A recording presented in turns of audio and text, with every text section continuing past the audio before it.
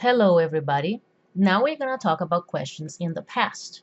And we are going to focus on two kinds of verbs, action verbs and the verb to be.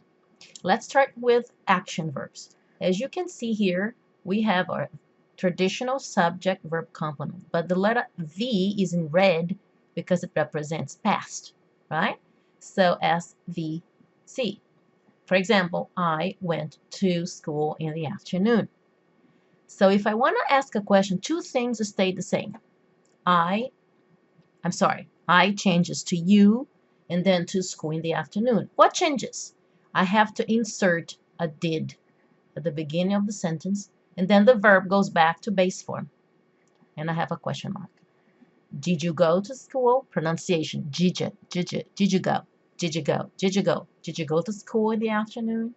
Next sentence. The teacher, subject, gave, verb, us a lot of homework. As you can see, the verb is in red. That means past tense. How do we ask questions? The teacher has a lot of homework, stays the same, and then I go did, and the verb, I add did, the verb goes back to base form, question mark. Did the teacher give us a lot of homework? So as you can see, when we're talking about action verbs like go and give, we have to use did before the pronoun. The verb goes back to base form, then we use question marks. Now, let's take a look at the verb be. The verb be doesn't need any help. Can you see the verb be here? Is it the same? Does it look the same as action verbs? No. They're in blue. There is a reason why, because they're different. They don't need any help.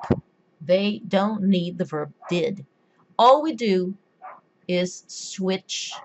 We put was here and we put he here and we have a question. For example, was he at school yesterday morning? Question mark.